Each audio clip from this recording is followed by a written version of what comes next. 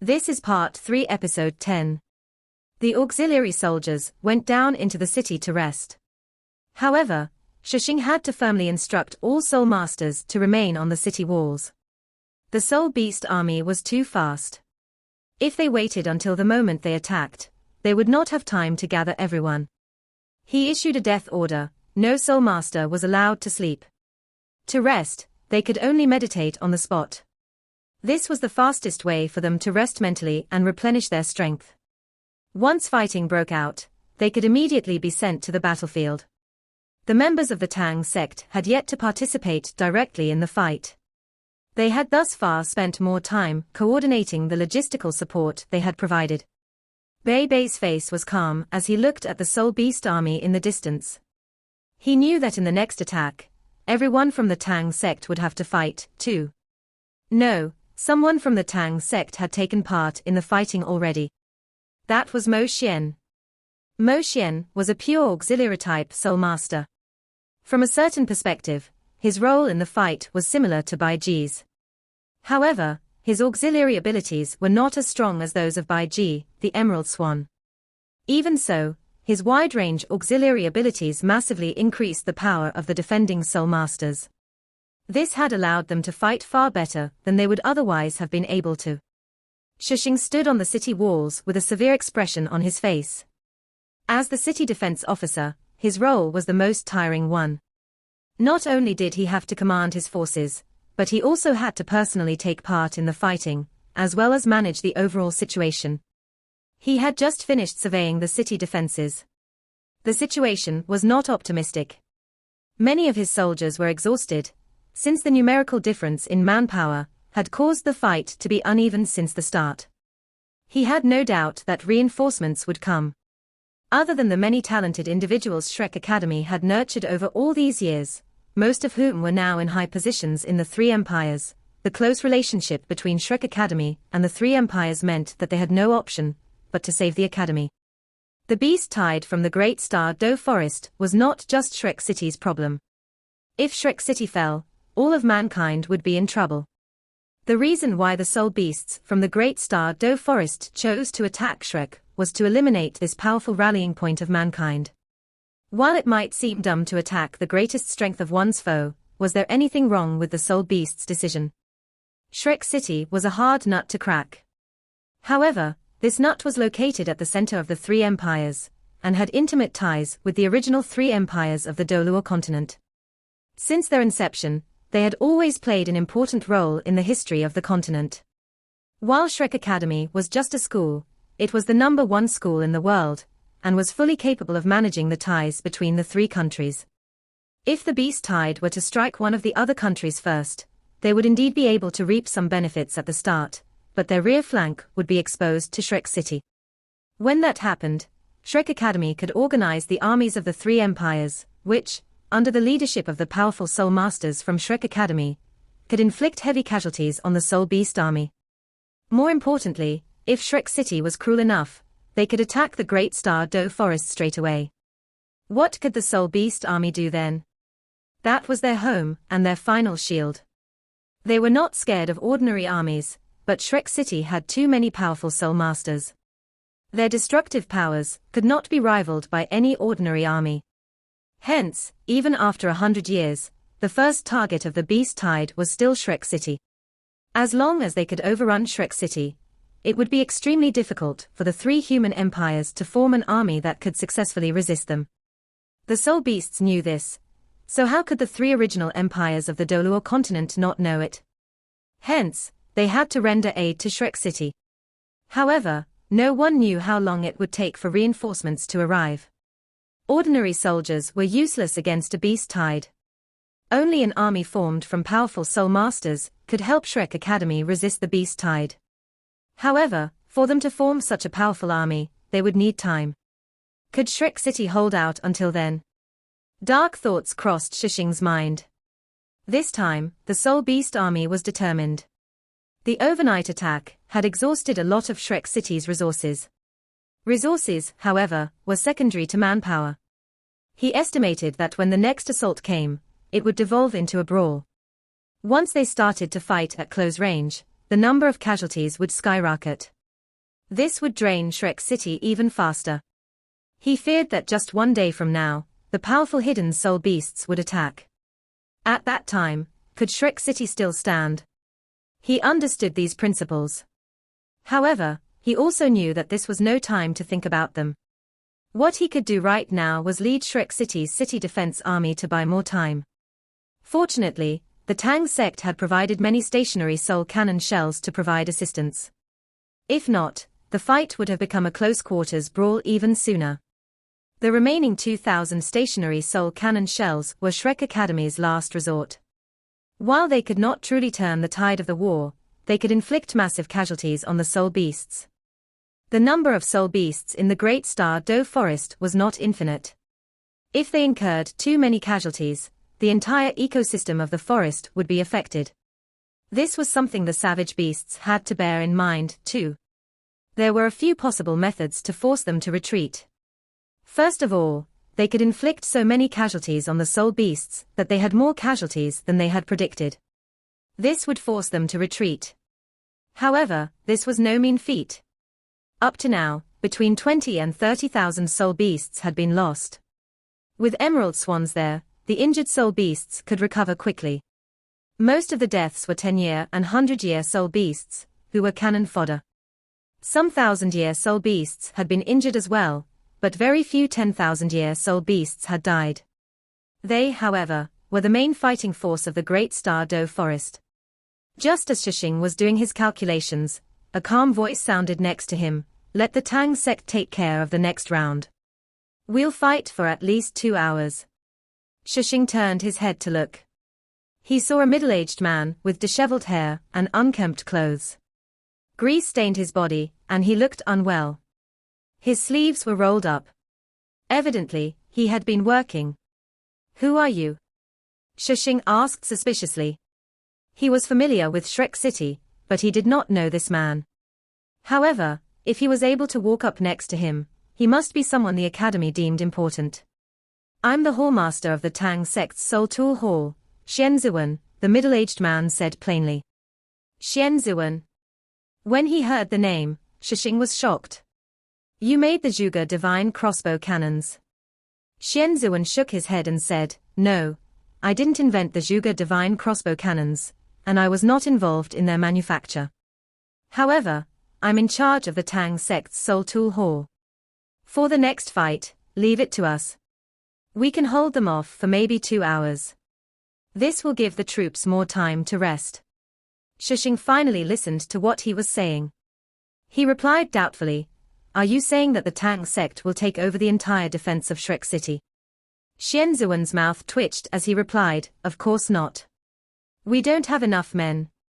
I'm saying that we'll take care of the southern city wall. We can definitely manage for 2 hours." As the city defense officer, Shishing had to be careful. "Are you serious? This is no joke. The Soul Beast army is huge. How many people does the Tang sect have?" Xian Zuan replied plainly, "The Soul Tool Hall of the Tang sect has 61 members in total. Coupled with the 300 people coming over from the Academy's Soul Tool department, we will have 361 people. Leave it to us. If the city falls, we'll die together. I won't boast in front of you." While Xian Zuan only had 8 rings, he showed no fear when talking to a 9-ringed titled Doluo. He had been influential even in the Sun Moon Empire, much less now in Shrek City. His pride came from his abilities. "Okay, let's leave it to Teacher Xian." At this moment, another voice sounded. The Valkyrie Doluo, Xian Lina, walked over as she agreed to Xian Zuan's suggestion. As the dean of Shrek Academy's Soul Tool department, no one knew how powerful Xian Zuan was more than Xian Lina. She was a Class 8 soul engineer too, but she could not even hold a candle to Xian Zuan's brilliance. One could say that ever since Xian Zuan had joined the Tang sect, both the Tang sect's research into soul tools and Shrek Academy's Soul Tool department had improved by leaps and bounds. Xian Zuan had brought countless brand new theories with him, and also helped the Soul Tool department establish an effective pedagogy. It could be said that he had saved the Soul Tool department 100 years of research and development. Even the Valkyrie Doluo, a transcendent Doluor, had to call Xian Zuan teacher. While Xian Zuan did not want to admit it, he was already the Vice Dean of Shrek Academy's Soul Tool Department, and also the Executive Vice Dean. After a period of familiarization, the Soul Tool Department had approved every single one of Xian Zuan's proposals. Anyone who dared to block his proposals would face the wrath of the two deans, Xian Lina and Xian Duoduo. With Xian Lina's words, Shishing felt more at ease. He nodded and said seriously, "It's up to you, then." Xian Zuan nodded and turned to leave without saying anything else. As Xian Zuan walked away, Shishing could not help but ask Xian Lina, "Dean Xian, is he capable?" Xian Lina smiled and said, "How did you resist the Soul Beast army just now? Was it through the soul skills of your soul masters?" "No, it was through soul tools." While many of the soul tools were made by the academy, most of them were also made by the blood and sweat of the Tang sect. The few soul tools we used just now could be operated simply by soul masters. Soon, I want to show you the true power of the Soul Tool Department. In a one-on-one fight, a soul engineer will have a disadvantage against a soul master. However, on the battlefield, we soul engineers rule. Why do you think the Sun Moon Empire is so powerful? Their strength comes entirely from their absolute advantage in terms of soul tools. Shishing nodded. He was someone who'd graduated from the Martial Soul Department, and thus knew quite a bit about the rivalry between the two departments. During recent years, the Soul Tool Department had grown at an increasing rate, and had signs of surpassing the Martial Soul Department. On the other hand, the Martial Soul Department was slowing down somewhat. Even Dean Yang Shaozi, who had strong views against the use of soul tools, seemed to have relented slightly, transferring a large amount of the Academy's resources to the Soul Tool Department. At this moment, a low roar suddenly rang out in the distance. Right after that, countless beasts cried out in response. Over 2 hours had passed since the light of dawn. Was the Great Star Doe Forest's beast tide going to attack again? The Soul Masters, who were originally meditating, opened their eyes with deathly pale expressions. Although they had resolute gazes, their eyes had a tinge of despair in them. Shishing looked towards Xian Lina, who nodded back at him. The fact that Shishing was chosen as the highest city defense officer was not only a testament to how calm he was, but also how decisive he was. The moment he made a decision, he immediately handed down his orders. All Soul Masters in the City Defense Army, head down to your bunkers and continue resting. All auxiliary troops, retreat 50 meters and rest on the city walls. Wait for further commands. The soldiers in the City Defense Army couldn't help but look at each other after hearing Shishing's command. They were at a loss for a brief period of time. The great beast tide was about to descend on them, but their commander was actually ordering them to rest. Just what sense did that make? Were they not able to hold the soul beasts back? I've already given my orders. Do you not understand? Shishing shouted angrily. The job of a soldier was to listen to one's superior. Although the City Defense Army didn't quite understand the purpose behind their commander's orders, the strict training they'd undergone every day made them move immediately. They quickly withdrew to the bunkers below the city walls. The auxiliary troops retreated as well, and quickly, the lack of soldiers on the city walls created a large gap. Shishing, however, did not retreat. He was the city defense officer, and regardless of how much he trusted Xian Lina, he had to remain to ensure that the Tang sect truly did have the capabilities to hold back the next assault. If anything were to go wrong, he could command his subordinates to provide aid as quickly as possible. The army of soul beasts from the Great Star Doe Forest made their move. A large number of soul beasts started charging wildly, causing clouds of dust to rise in the distance. Amid the wild roars coming from that direction, a large number of soul beasts rushed towards Shrek City. When Shishing was finally able to see the large charging army clearly, his expression changed instantly. This time around, the Emerald Swan Bai Ji wasn't the one leading the great army of soul beasts, another soul beast was tasked with that. This soul beast was an existence that resembled an enormous lion floating in the sky, but it had 3 large heads, and glowed with a scarlet-red light. It was this soul beast that had let out that roar earlier. Of the 10 great savage beasts, this was the 8th-rank soul beast, the 3-headed scarlet devil mastiff, the Scarlet King. Bai Ji also had to rest. This was especially the case after she went all out assisting the entire soul beast army, which had taxed her soul power greatly. After an entire day and night of fighting, the commander of the army of soul beasts had been swapped to the Scarlet King. Shishing should have been slightly more relaxed due to the disappearance of Bai Ji, but the reason why his expression had changed earlier wasn't because of the new commander of the soul beast army. Instead, it was because of the appearance of a dark cloud in the sky above the army. An army of flying-type soul beasts had revealed itself on the battlefield. There were quite a few soul beasts who could fly. However, there were relatively few flying-type soul beasts in the Great Star Forest. This was because of the high chance of these soul beasts being shot down by ranged attacks if they flew above the forest. Because of that, flying-type soul beasts that didn't live near the very edge of the forest, or were very powerful, would find it extremely difficult to live in the Great Star Doe Forest. There weren't that many flying-type soul beasts before them now, only 1,000 or so. However, even 1,000 soul beasts could form a black cloud in the air. There were various kinds of flying-type soul beasts within the cloud, and they flickered with different colors.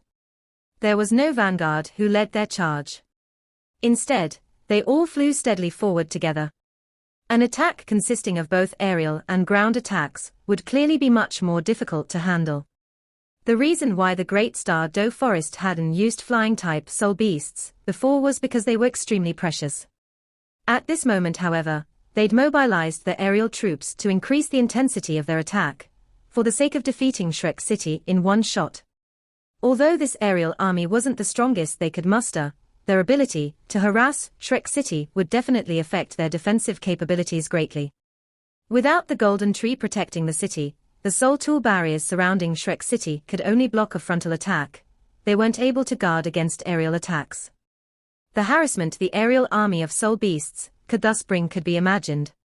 The soul beast flying in front of the aerial army was the one who had previously fought against Elder Song, the 6-winged devil tiger. An aerial army led by 100,000-year soul beast couldn't be underestimated. Moreover, the strength of the beast tied on the ground had at least doubled in strength. With Shishing's eyesight, he was naturally able to tell that there were no longer any soul beasts that were weaker than 100 years in the beast tide. The number of 1,000 and 10,000-year soul beasts had increased as well. The strong undulations of soul power coming from them made it seem as though Mount Tai was pressing down on them. How are we going to fight this? Shishing was deep in thought. If he were the one commanding the Shrek City Defense Army, the only way he could deal with this would be to use a large number of stationary soul cannons to launch a simultaneous attack on both the aerial and ground-based armies. Only by launching an all-out attack that risked their lives would they have a chance of stopping this wave. However, what would they do about the next wave if they did this? What could they do? Dean Xian, I'll ask the soldiers to come back. Could you go and ask the elders to assist us? Otherwise, we won't be able to defend against both the aerial and ground armies. Xian Lina glanced at Shishing and said, don't just do things on your own. Trust the Tang sect. But Shishing was feeling somewhat anxious. It wasn't that he didn't trust the Tang sect, but the beast tied in front of him and the previous two were completely different. Just as he wanted to continue speaking, a series of sudden clangs caught his ear. Right after that, a number of huge creatures quickly rose from the area behind the walls, then quickly proceeded to the top of the city wall. What is this? Shishing nearly choked on his words as he stared blankly at these monsters that were completely made of metal. Right, these things could only be described as monsters. If one had to find a living creature resembling these things, only a porcupine would fit the bill. Only, did a porcupine have this large a head? Was there a porcupine that had a diameter of over 2 meters? Was it 100,000-year one? These enormous porcupines had 8 metallic legs underneath their bellies. After they scaled the city walls, they rapidly moved forward. Other than the metallic legs underneath their round bodies, there were various metal spikes protruding from them. There were conical-shaped ones, tube-shaped ones, and other spikes of various shapes. Every single porcupine had at least 60 of these protrusions. Amidst the sounds of clanging metal, they traveled forward quickly.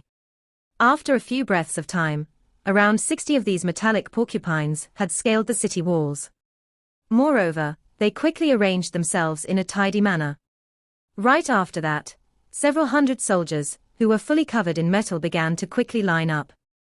There were a few of them who looked very young, but they were all able to move very quickly.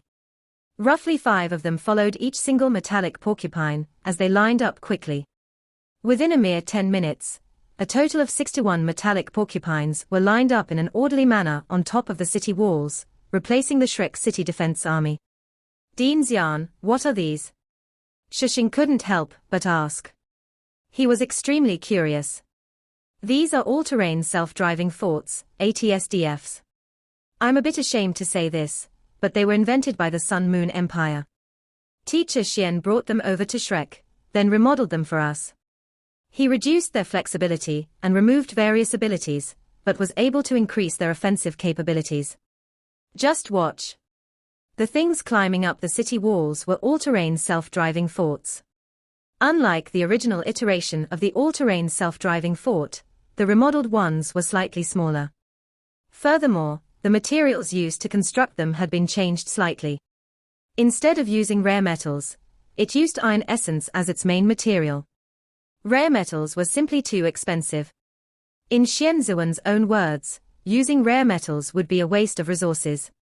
Using iron essence to construct an all-terrain self-driving fort resulted in its defenses being equivalent to that of a Class 3 or 4 soul barrier. This was already enough for Xian Zuan. Unlike the outer casing of the fort, which he decided to skimp on, Xian Zuan demanded perfection in its formation arrays.